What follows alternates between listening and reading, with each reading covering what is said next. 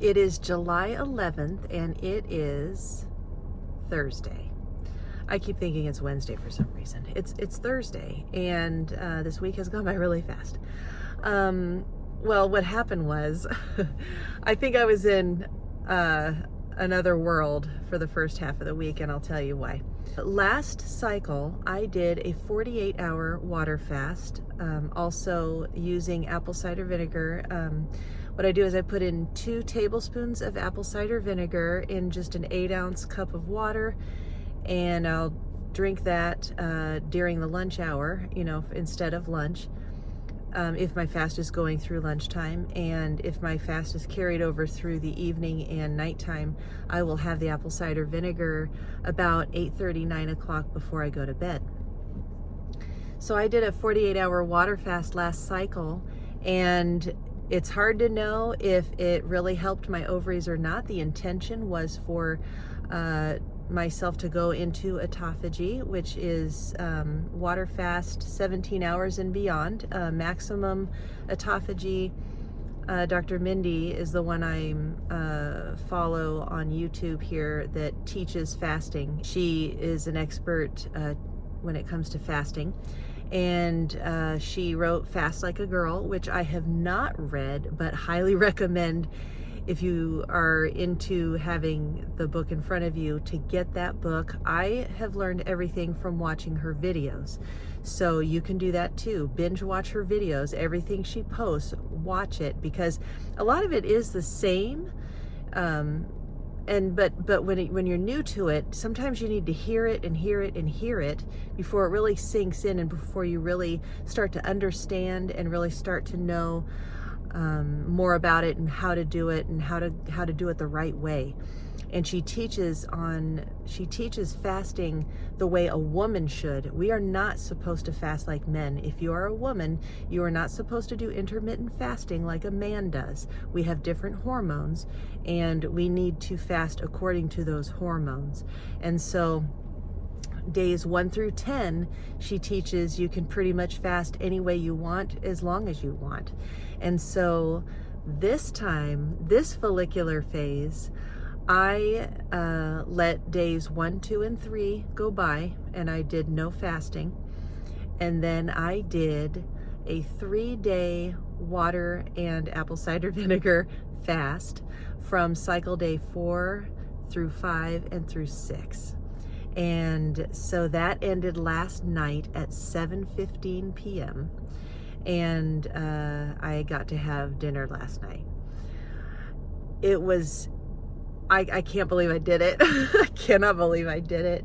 And it was really not that bad. Toward the end yesterday, I was thinking, I'm never doing this again. I wasn't hungry. I wasn't hungry at all, which kind of concerned me. I'm like, I should feel hunger, shouldn't I? I think the apple cider vinegar took care of that. I drank that as if it were my meal, and for whatever reason, I think it just steadied my blood sugar to where I just did not feel the craving for food. It was strange, but good, because I wasn't, I wasn't feeling like I was suffering any. So that was very interesting, and my goal was to get to the maximum autophagy benefit at 72 hours, and I hope and pray that, I'll tell you what, my body is doing all the right things. It's not interfering with the follicular phase, and it's actually balancing and regulating my hormones even more. And and also when I do the fasting, I do not take any of my supplements at all. I do not take any supplements. It is water and apple cider vinegar only.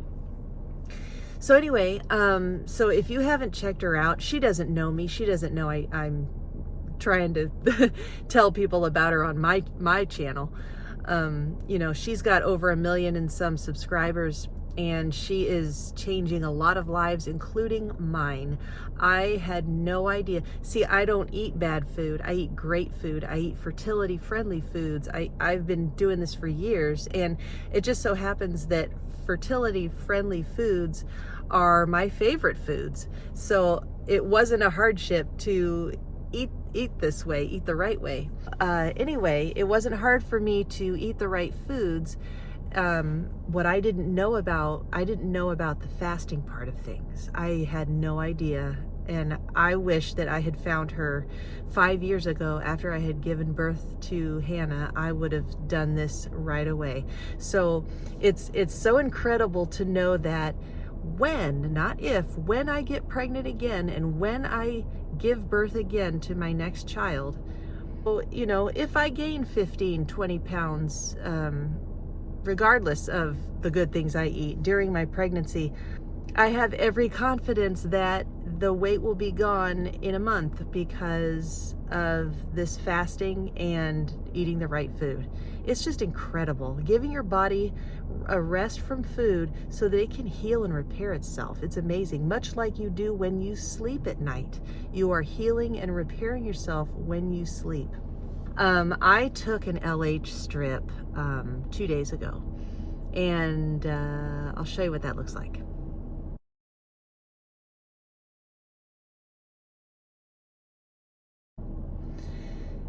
Yeah, so 0.35. Thought I was gonna freak out, lose my mind. That is a normal test score.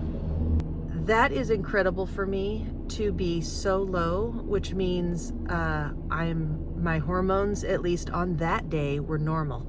Now, I don't know what they're gonna be right now. I am cycle day 7. I did take a test when I got home last night, and it was a 0.66. So it is climbing, but I'm not worried about it because I started letrozole and 2 days ago. So today is day 3 of letrozole, 10 milligrams of letrozole. And like I've shared in the past, what I have discovered in taking letrozole, it has me ovulating 3 days after. Now, I don't have problem ovulating on my own. What's happening because of my perimenopause and hormonal imbalance as my body tries to shut down, you know, and stop having cycles, is that I'm trying to ovulate on like cycle day 6, cycle day 7, you know, and you don't want to ovulate that early. And so the letrozole is helping, you know, until I'm kind of afraid not to take the letrozole. I don't want to risk a cycle in not doing it.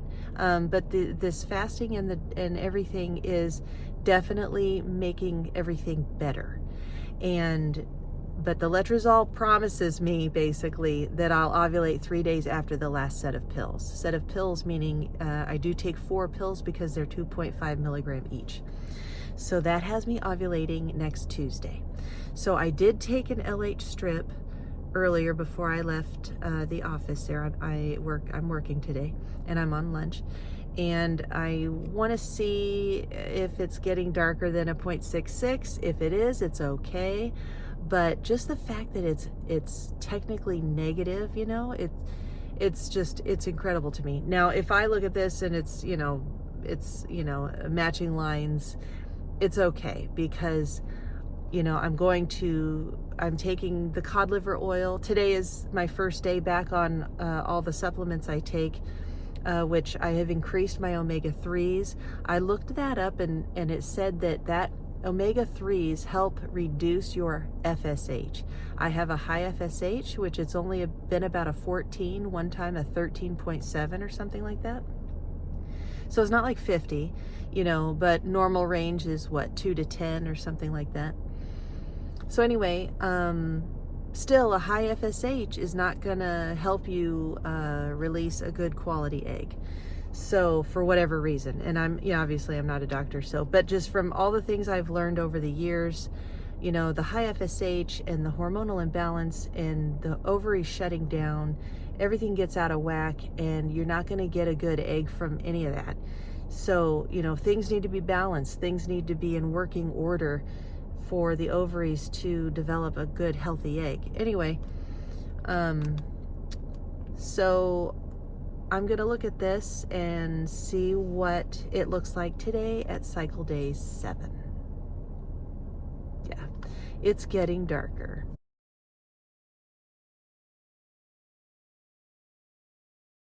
But like I said, I'm really okay with it. The fact that it was so negative on day 2 of fasting is just incredible, 0.35. I'm still on the list for the donor. I actually went to the website to look and see if there were any new donors available. Actually, I was going to look for my third option and see what her wait time was. But she wasn't there, and neither was the donor that I'm on the wait list for. So I wonder if I'm the last person that she gets to donate to. I wanted to write to CNY and find out what was going on. Why is she not on the thing anymore? She might just be retiring after me. Who knows? So I'll find that out. But I'm really hoping I don't need an egg donor. I'm really hoping that through this whole fasting and, you know, the omega-3s and just, you know, I'm going to do the seed cycling. I'm going to do the flaxseed. I always do flaxseed when I have a sandwich and I mash it in my avocado, but I don't eat sandwiches that often anymore. And so I need to switch to flaxseed oil to pour on top of what the new type of lunch. Actually, it's the old type of lunch I used to eat. It's so healthy. Anyway, but yeah, so I do that. I'm going to drizzle that instead of the olive oil. And then after I ovulate, I'm going to eat pumpkin seeds along with my Brazil nuts and my walnuts. So yeah, so I'm going to add the pumpkin seeds in with those other nuts. Anyway, so yeah, Tuesday is ovulation day. I will make an ovulation video telling you all about how it went. And what's his name? Dr. Josh Axe, I think. He's good too. He had a great video on foods to eat for managing PCOS. That was amazing. So I don't have PCOS, but I watched it anyway. And it's all the same stuff. It's all the same food that Dr. Mindy talks about. And she also is coming out with another book to Eat Like a Girl. So fast like a girl and eat like a girl. But I mean, I don't really have to, I mean, I would like to get her book, but I've learned everything that's in the book through watching her videos. So if you are struggling with hormonal imbalance or weight or anything, it's a total life changer. Anyway, I'm just amazed. I mean, anyway, it's incredible. That's it for this video. I will put together the supplement video of the things I take, the exact things I took when I got pregnant with Hannah. And there are a couple that I was taking with her, and I'm like, did those really matter? And I wonder if they did. And because I only took them for a few days before I just got pregnant with her. So it's like, well, did they even have time to get in my system? So one I'm talking about is Tribulus. And I only took Tribulus, and I think I've looked it up, and that you really only take that during your ovulation window, and then you don't need to take it anymore. And I think it has something to do with testosterone, helping with testosterone levels. I'm not sure. I can't remember.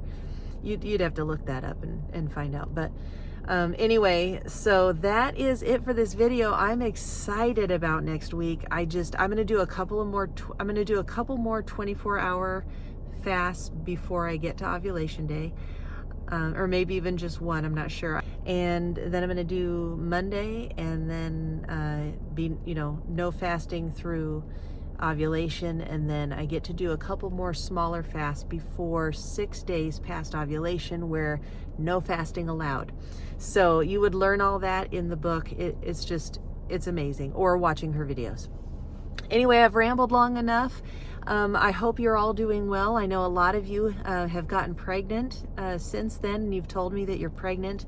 I am so happy for you, and I'm so, and then a lot of you have had babies. Some of you have had babies and you're not making YouTube videos anymore. And nobody can blame you because you're busy.